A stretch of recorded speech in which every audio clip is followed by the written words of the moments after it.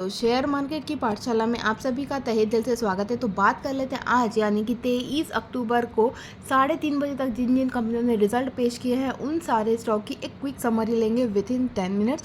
और हम ये जानेंगे कि किसके रिजल्ट अच्छे और किसके रिजल्ट बेकार है, कौन से स्टॉक आपके पोर्टफोलियो में है, तो आप उस स्टॉक को उसके रिजल्ट के बेसिस पे अपने पोर्टफोलियो को मैनेज कर सकते हैं। तो स्टार्ट करते हैं बजाज फाइनेंस से, बजाज फिनसर से। तो बजाज फिनसर का जो नेट प्रॉफिट था वो 8% से अप आता हुआ देखने को मिला। जो टोटल इनकम थी, सारी इनकम, सारे बिजनेस से आई हुई इनकम, वो 30% से अप आती हुई देखने को मिली। जनरल इंश्योरेंस बिजनेस का जो प्रॉफिट था उससे भी 6% से का अप आपको आता हुआ देखने को मिल रहा। और general insurance net new business की जो वैल्यू थी वो 3% से अप आती हुई देखने को मिली। तो ओवरऑल जो रिजल्ट है मार्केट के अनुमान से बहुत अच्छा आता हुआ देखने को आपको मिल रहा है। बात कर लेते हैं हेरिटेज फूड की।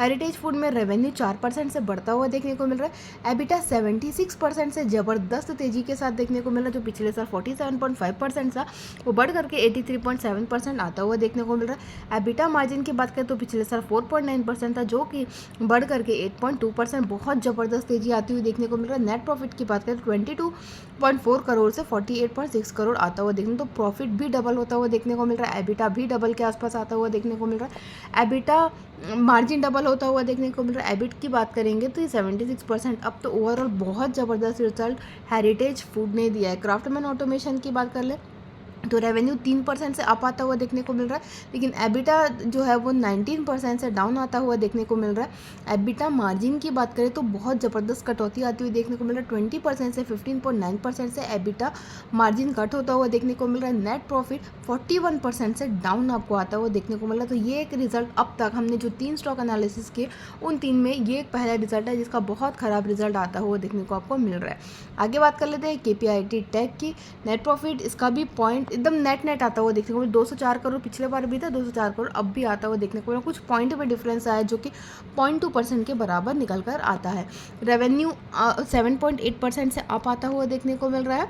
एबिट, अब ये भी एबिट है, एबिटा नहीं है, एबिट जो है 4.2% से ये भी अप आता हुआ देखने को मिल रहा है। लेकिन जो एबिट मार्जिन है उसमें थोड़ी कटौती आती हुई देखने को मिल रहा है। तो थोड़ा कमज़ोर साइड ही ये रिजल्ट आपको आता हुआ देखने को मिल रहा है। अब आगे बात कर लेते हैं गोदरेज प्रॉपर्टीज़ की। तो गोदरेज प्रॉपर्टी ने बहुत ज़बरदस्त रिजल्ट दिए। पिछले साल जो प्रॉफिट 73 करोड़ का था वो अब बढ़ करके 334 करोड़ आता हुआ देखने को मिल रहा है। बहुत हैंडसम प्रॉफिट गोदरेज प्रॉपर्टी ने दी। रेवेन्यू की बात करें तो पिछले साल 343 करोड़ का रेवेन्यू था जो कि बढ़ करके 1093 करोड़ हो गया।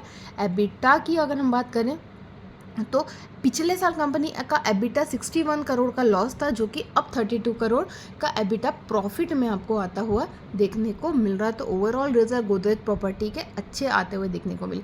नेक्स्ट हम बात कर लेते हैं टीवीएस मोटर की। तो टीवीएस मोटर की अगर हम बात करें तो टीवीएस मोटर ने बहुत ही थोड़े से मार्केट के एस्टिमेशन से रिजल्ट कमज़ोर दिए।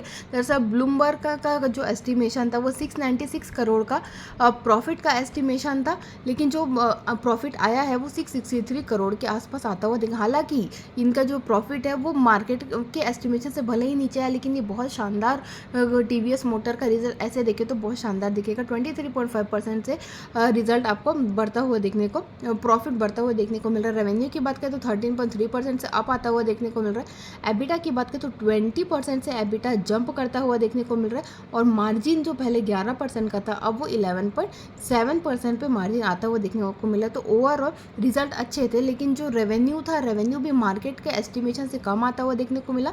9419 मार्केट का एस्टिमेशन था, वहीं 9228 करोड़ आता हुआ आपको देखने को मिल रहा है। रिजल्ट अच्छे हैं लेकिन मार्केट के एस्टिमेशन से थोड़े से वीकर साइड पे आते हुए देखने को मिला। इसलिए टॉप से आज अच्छा खासा झटका रिजल्ट के बाद देखने को भी मिला था। NIIT लर्निंग की बात करें तो रेवेन्यू 4% से अप आपको आता हुआ देखने को मिल रहा है। पैट की बात कर ले तो ये 21.8% से पैट बढ़ता हुआ देखने को मिल रहा है। लेकिन जो एबिटा मार्जिन है उसमें कहीं ना कहीं कटौती आती हुई 2.7% से कटता हुआ देखने को मिल रहा है। और अगर मार्जिन की बात करें एबिटा मार्जिन तो 23.5% जो पहले था वो घट के 22% आता हुआ देखने को मिल रहा है। तो एबिटा और मार्जिन के लिहाज से रिजल्ट वीक साइड पे देखने को मिल रहा है, लेकिन रेवेन्यू में ग्रोथ पर बहुत ज़्यादा जंप आपको रेवेन्यू में नहीं देखने को मिल रहा है। ना कि प्रॉफिट में देखने को मिले, तो थोड़ा कमज़ोर साइड ही रिजल्ट माने जाएंगे। बात कर लेते हैं डोडला डेयरी की, तो डोडला डेयरी ने भी बहुत शानदार रिजल्ट दिए। जो पिछले साल प्रॉफिट 702 मिलियन का था वो बढ़ करके 962 मिलियन आता हुआ देखने को मिल रहा है।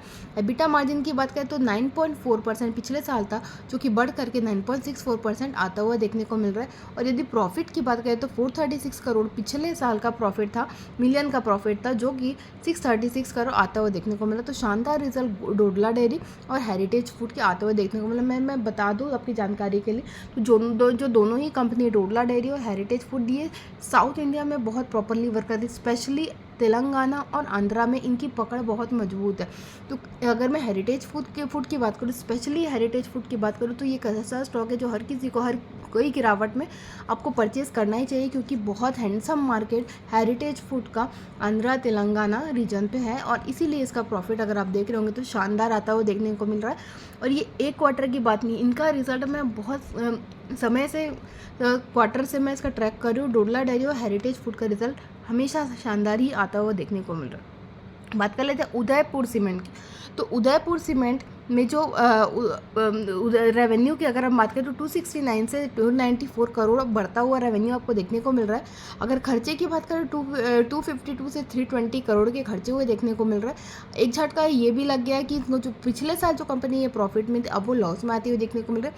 17 करोड़ का कंपनी को प्रॉफिट था, उसके आगे 25 करोड़ का लॉस कंपनी बुक कर रही है। तो ये एक फिर से negative side of result Udaipur cement का आपको देखने को मिल रहा है। बात कर लेते हैं लूसेंट इंडस्ट्रीज़ की, तो लूसेंट इंडस्ट्री ने एक चमत्कार ही कर दिया कि उनकी इनकम ही कंपनी की कुछ भी शो नहीं हुई है, उल्टा कंपनी को अच्छा खासा लॉस, पिछले साल भी ये कंपनी लॉस में 0.69 लाख का कंपनी ने लॉस शो किया था, जो कि इस साल बढ़ करके 13.33 लाख के आसपास लॉस तो कंपनी शो कर रही है, क्योंकि कंपनी की इनकम ही डिक्लेयर कंपनी ने नहीं किया, सीधे कंपनी के खर्चे ही शो हो रहे हैं। तो ये बात थी लूसेंट इंडस्ट्रीज़ की।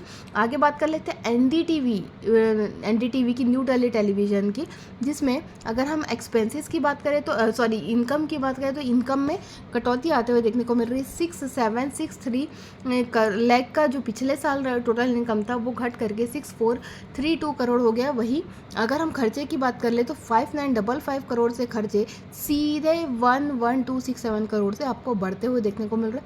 तो बहुत ही ज़्यादा खर्चे आपको बढ़ते हुए देखने को मिल रहे हैं। इवन इनकम आपकी कम देखने को मिल रही है और खर्चे आपके ज़्यादा देखने को मिल रहे हैं। इसलिए इस साल जो कंपनी को तगड़ा लॉस आता हुआ देखने को मिला। पिछले साल जो ये कंपनी 80828 लाख के प्रॉफिट में थी, उसके अगेंस्ट ये कंपनी 4835 लाख का लॉस कंपनी ये बुक कर रही है। तो बहुत ही नेगेटिव साइड पे रिजल्ट एनडीटीवी इंडिया का आता हुआ देखने को मिल रहा है। बात कर लेते हैं राणे इंजन की। इसकी अगर टोटल इनकम हम देखें तो 143 लाख से 143 लाख के से 147 लाख आती हुई देखने को मिल रहा है। बहुत ही माइल्ड सा ग्रोथ देखने को मिल रहा है। वहीं अगर एक्सपेंसेस की बात कर ले तो 141 लाख के साथ से बढ़ करके घट करके 138 लाख आती हुई देखने को मिल रही है। तो खर्चे कम होते हुए आपको देखने को यहाँ पर मिल रहे हैं। तो अगर प्रॉफिट की बात करें तो 2.10 लाख पिछले 2.10 करोड़ का प्रॉफिट पिछले साल कंपनी को था, जो कि बढ़ करके 4.63 करोड़ आता हुआ देखने को मिल रहा है। तो ओवरऑल प्रॉफिट डबल होता हुआ देखने को मिल रहा है, लेकिन रेवेन्यू में ऐसी कोई तेजी आपको देखने को नहीं मिल रही है। बात कर लेते हैं इराया लाइफ साइंस की। तो इराया लाइफ साइंस की अगर हम बात करें तो पिछले साल कंपनी की जो टोटल इनकम थी वो 23615 लाख के आसपास देखने को मिल रही थी, जो कि 124 लाख आती हुई देखने को मिल रही है। वहीं अगर खर्चों की बात कर ले तो पिछले साल के जो खर्चे कंपनी ने शो किए थे वो 23609 लाख के खर्चे थे, जो कि इस क्वार्टर में 120 लाख आते हुए देखने को मिल रहा है। अब ये खर्चे इतने कम इसलिए हुए हैं क्योंकि इनकम भी कम हुई है। पिछले साल खर्चे ज़्यादा इसलिए भी थे क्योंकि इनकम भी ज़्यादा आती हुई देखने को मिल रही है। तो ओवरऑल अगर प्रॉफिट में आ जाए तो प्रॉफिट पिछले साल का 6.22 करोड़ के आसपास देखने को मिला था, जो कि आधा होता हुआ देखने को मिला 3.04 करोड़ के साथ। तो ये सारे वो रिजल्ट थे जिसने पोस्ट मार्केट अपने मार्केट के दौरान अपने रिजल्ट को डिक्लेयर किया।